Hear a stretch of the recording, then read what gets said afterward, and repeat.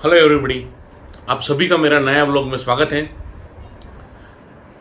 आज का जो अपना सब्जेक्ट है वो स्टॉक मार्केट में, इंडियन स्टॉक मार्केट में लास्ट वीक में इतना डाउन क्यों गया। तो चलो जानते हैं क्या क्या कारण है। स्टॉक मार्केट नियरली 4000 से 4500 पॉइंट डाउन गया और इन्वेस्टर का 18 लाख करोड़ रुपए का नुकसान हो गया। यानी जो मार्केट कैपिटलाइजेशन है वो 18 लाख करोड़ से कम हो गया। तो उसके क्या कारण है?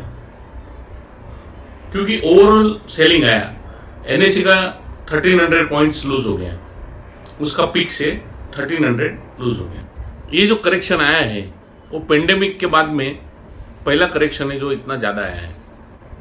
और ये जो लास्ट मंडे था उसमें तो 6 स्टॉक में से 5 स्टॉक तो रेड में थे। जो वॉलेटिलिटी इंडेक्स है विक्स, वो भी 26 तक पहुंच गया। ओवरऑल सेलिंग आया, रियल एस्टेट में सेलिंग आया, मिड कैप में, स्मॉल कैप में, लार्ज कैप में, यानी अक्रॉस द बोर्ड सेलिंग आया। उसका main reason FII selling. FII ने बहुत हैवी सेलिंग किया। एफआईआई ने जनवरी में ही 12,400 करोड़ का सेलिंग किया। और खाली एफआईआई नहीं, फॉरेन पोर्टफोलियो इन्वेस्टरों ने भी सेलिंग किया। उसके रीजंस क्या है? जो पहला रीजन है वो डॉलर। तो जो डॉलर अपना जो रुपी था वो 74 पे रन कर रहा था, लेकिन वो आज के दिन 75 के करीब आ गया, 75.8 ऐसा आ गया। तो क्या है कि जो डॉलर अपना रुपी जो वीक होता है तभी एफआई वाले सेलिंग करते हैं, क्योंकि उनको जो रुपी वीक होने से क्या है कि उनको जो पैसा आता है माल बेच के वो जो डॉलर में कन्वर्ट होता है तो डॉलर कम मिलता है। तो जब रुपी वीक होता है तो पहले ही एफआई वाले सेलिंग कर देते हैं। और कॉर्पोरेट्स का रिजल्ट भी जितना चाहिए उतना अच्छा नहीं आया। जैसे एशियन पेंट है, सियाट है, बहुत सारी कंपनी, उनके रिजल्ट जो मार्केट एक्सपेक्ट करता था वो हिसाब से नहीं आया। एक बड़ा रीजन ये भी है कि ओवरऑल वर्ल्ड में इन्फ्लेशन बढ़ गया है। कोई कोई कंट्री में तो कितने सालों का रिकॉर्ड तोड़ दिया है। अमेरिका का ही हम एग्जांपल लेंगे कि 70 इयर्स के हाई पे है इन्फ्लेशन। ये भी एक बड़ा रीजन है। क्रूड प्राइसेस जो है वो बहुत ऊपर चला गया। सप्लाई कंस्ट्रेंट्स के हिसाब से क्रूड प्राइसेस ऊपर गया और इससे क्या है कि इन्फ्लेशन भी बढ़ता है, क्योंकि ट्रांसपोर्टेशन सब में ऑयल तो लगता ही है। तो क्या ट्रांसपोर्टेशन में भाव बढ़ेगा तो सब चीज में भाव बढ़ जाता है। और क्रूड प्राइस नियरली वापस $88 तक आ गया। अभी रिसेंट में जियोपॉलिटिकल भी प्रॉब्लम है यूक्रेन और यूएसएसआर के बीच में। यमन के जो हूती ग्रुप है उन्होंने भी सऊदी अरब पे अटैक किया, मिसाइल्स अटैक किया। लेकिन वो तो अच्छा था कि अमेरिका का थार सिस्टम था, उसने उसको बचा लिया। लेकिन ये सब रीजन से क्या हुआ है कि अभी ऐसा लग रहा है कि क्रूड का भाव $100 तक पहुंच जाएगा। तो ये भी एक बड़ा चैलेंज है।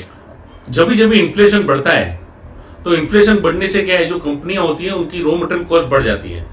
रॉ मटेरियल कॉस्ट बढ़ने से फिनिश प्रोडक्ट भी महंगा हो जाएगा, लेकिन मार्केट में तुरंत उसके भाव नहीं मिलते हैं। उसको टाइम लगता है भाव बढ़ा के स्टेबलाइज करने के लिए।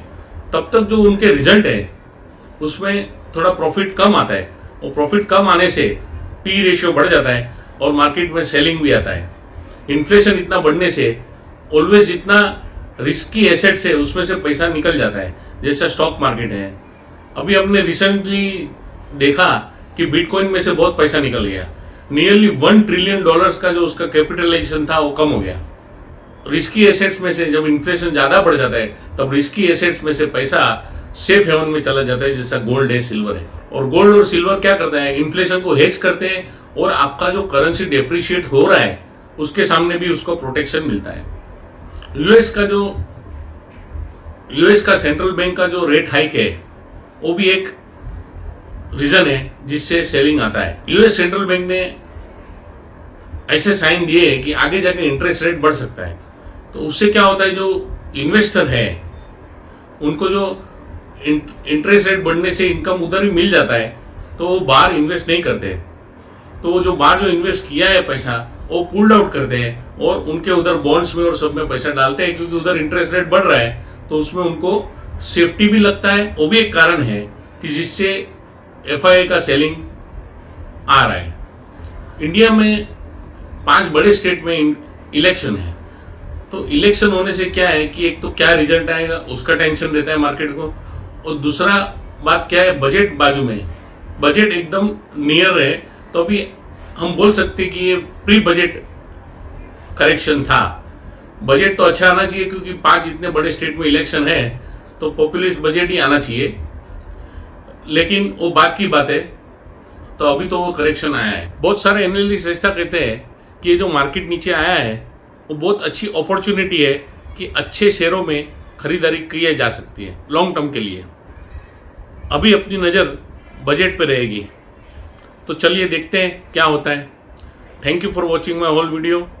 आपको वीडियो अच्छा लगा होगा तो आप सब्सक्राइब कीजिए, लाइक कीजिए, शेयर कीजिए। Thank you for watching, bye.